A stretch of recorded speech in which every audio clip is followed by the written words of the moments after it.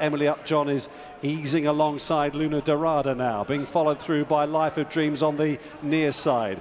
The Algarve a little bit outpaced down the centre, but is keeping on. Ching Shi is trying to land a blow as well. Emily Upjohn here trying to seal the deal as she races up towards the final furlong and a half, and she's beginning to grab the ground in eye-catching style now, and it's Emily Upjohn who goes up by 5 to 6 lengths here from Life of Dreams, who's winning the battle for second place. They're inside the final furlong, and Emily Upjohn is well clear and will head to Epsom with an unbeaten record, and she's going to do it well. Wins a Musidora easily. Emily Upjohn beating Life of Dreams. Ching Shi was third, the Algarve, and Luna Dorada. Well, it had slightly been my intention to run this filly at Newbury in the conditions race that I ran in Evelyn, and then go to Chester, because I feel Chester, you learn a lot around the bends of Chester. And I know it was Kieran Fallon who encouraged Aidan O'Brien when he was riding to send horses to Chester, and since then he's completely dominated, wiped us off the table. We can't even hardly get a winner there, any of us local UK trainers. Yeah, thanks, Kieran. Yes, thanks, Kieran. But look, it is a good education. I think for me, she would have gone that route, but unfortunately I couldn't run her at Newbury. I had a tiny little hiccup.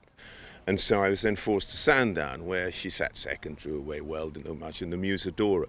We won the Musidora with a filly called the Fugue, who was outstanding and should have won the Oaks, but the less said about that, the better. Something nasty happened in the country, and I won't go into any detail. But as you know, she was flying at the finish, and it was all over. But to that extent, the Musidora is fine for me as well. They run inside the 3. Flash Betty is driven along, so too is Bouquet. Nashwa is getting there very stylishly indeed on the outside, and it's now Nashwa, delivered by Holly Doyle, to take over. Stay Alert is plugging on the inside. Flash Betty still trying. Bouquet is weak, and then Mukadama, but Nashwa has this in the bag at the furlong pole. It looks like she's 2.5 to 3 lengths clear. Stay Alert is sprinting after the leader, but Nashwa from last to first, and she's going to win this fillies trial in splendid fashion. Stay Alert chased Nashwa home, Mukadama in third, and they were well clear of Flash Betty. She's very fast, got a great turn of foot. I'm the mile and a quarter is obviously no problem. I wouldn't know about the next 2 furlongs. That's going to be uncharted territory for her, and we'll run and we'll find out. But if she can go the mile and a half, then she's formidable. If not, then you know you can come back and stay at a mile and a quarter. Garther's showing just about a length in front of Tuesday, a handy second. On the inside is History, disputing third place as they come inside halfway with Villanova Queen. Then Concert Hall, driven hard, is Mise en Scène. And Stargirls Almal and Purple Pain. Homeless Songs is creeping into contention. Lady of Innisfree next to the outside of Panama Red. Then Hermana Stray of Freedom of Speech and Lullaby. 2.5 furlongs to go, and it's a Garther strongly pressed by Tuesday at the dark blue jacket. Homeless Songs is cruising up to them on the outside of Stargirls Almal as they race to the final furlong, and with a sweeping run, it's Homeless Songs who's come from the back of the field under Chris Hayes to draw away as they run up towards the finish. It's Homeless Songs winning Dermot Well, the landmark 20th Connacht Classic in the Tattersall's Irish 1,000 guineas. Wins by a straight from Tuesday. Concert Hall, Stargirls Almal, and on the outside Purple Pay with a guard.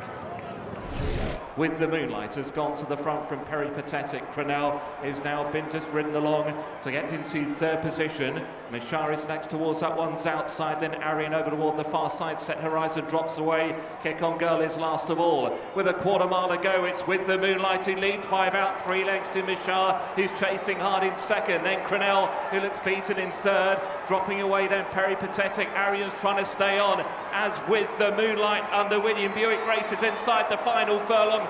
4 lengths clear from Mishar in second, Crenell back in third, then Arian and Peripatetic, and on the run towards the line With the Moonlight, a convincing winner of the Betfair Pretty Polly Stakes. With the Moonlight has beaten Mishar in second, Crenell in third, then Arian and Peripatetic. She worked well on Saturday, very pleased with her. Very pleased with her development since Newmarket, and yes, we plan to.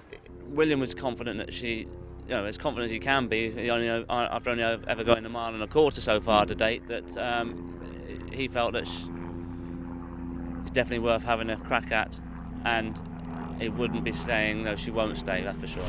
They gravitate across to the near side, and it's Lily Pond tackled by Tranquil Lady.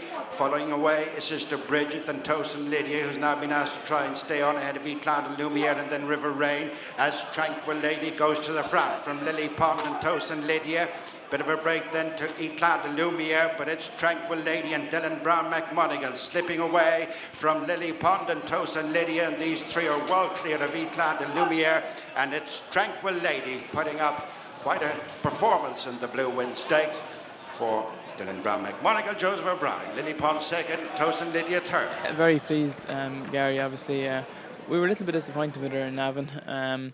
We thought she'd run a big race, and she didn't run badly, but we were hoping for a little bit more, and she was impressive today, and that's the filly that we kind of thought we might see the last day. Like, I mean, we weren't thinking about Epsom really coming here. We thought she might be a filly that could end up in the Curragh, but maybe it's a discussion that we have to have with, you know, Richard and Jim after today. But certainly she's a filly that's in that picture.